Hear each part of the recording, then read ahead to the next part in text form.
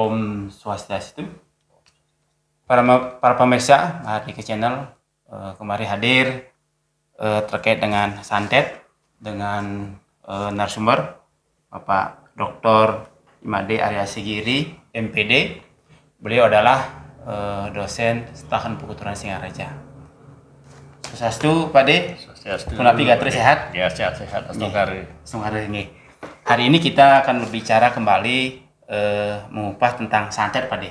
Karena ada beberapa hal pertanyaan, permintaan para pemirsa Mahardika Channel terkait dengan santet. Nah, terkait dengan santet, Pak De. Sehingga dalam hal ini benda-benda apa saja yang perlu diwaspadai di lingkungan rumah terkait dengan santet. Silakan, Pak De. Terima kasih.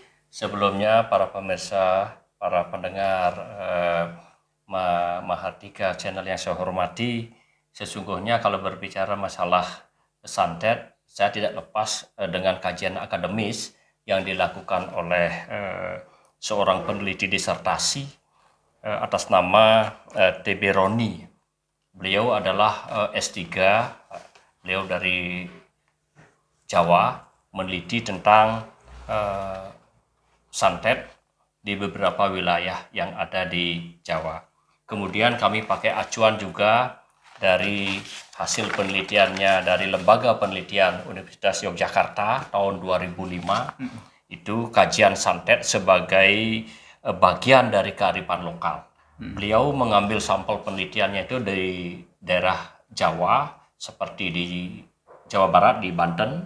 Kemudian setelah di Banten, khususnya untuk di Baduy, kemudian di Jawa Tengah, termasuk Solo, Boyolali, dan sampai ke Jawa Timur. Itu beliau, Ibu Siti Harti Widyastuti bersama Bapak Purwadi meneliti dari Lembaga Penelitian UNY tahun 2005. Nah, kemudian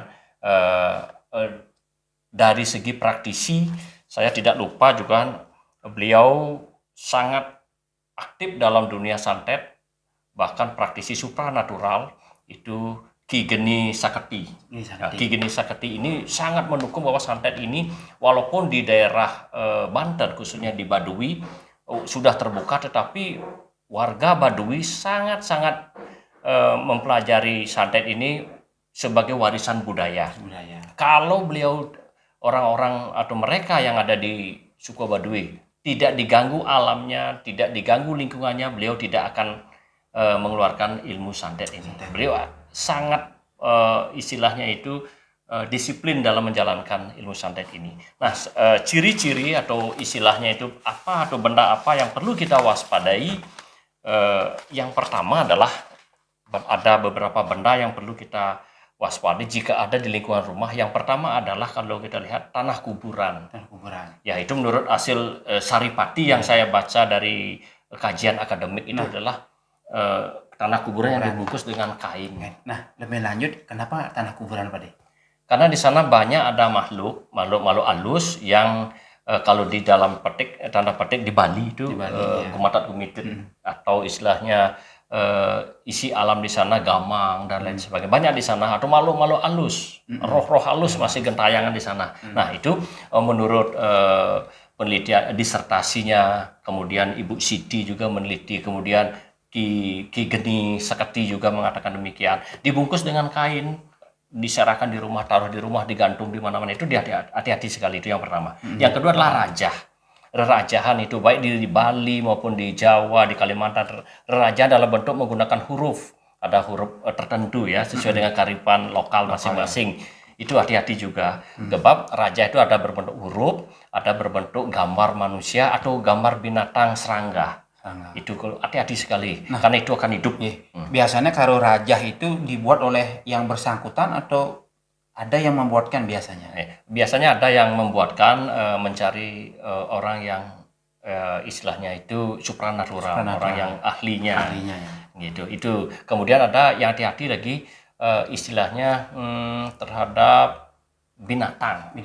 Nah, binatang serangga ya.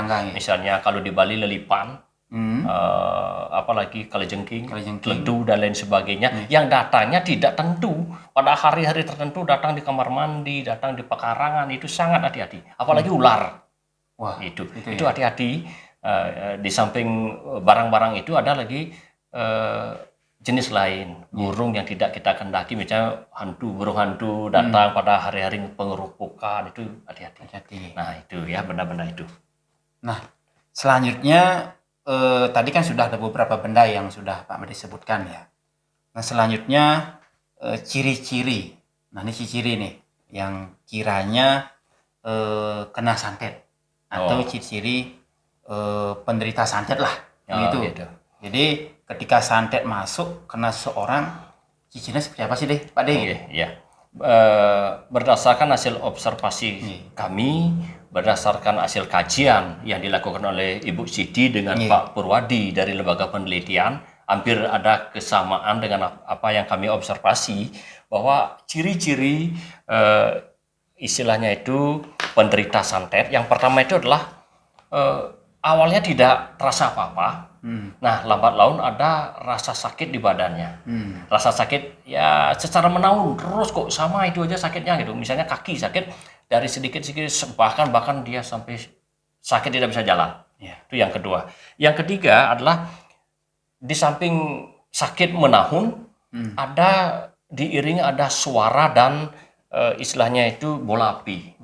Suara itu misalnya ada seperti kelapa jatuh di rumah, ada suara burung gagak, ada suara yang aneh-aneh di lingkungannya, di rumahnya. Tapi ada bola api di rumah, kadang-kadang di atap rumahnya ada bola api. Itu.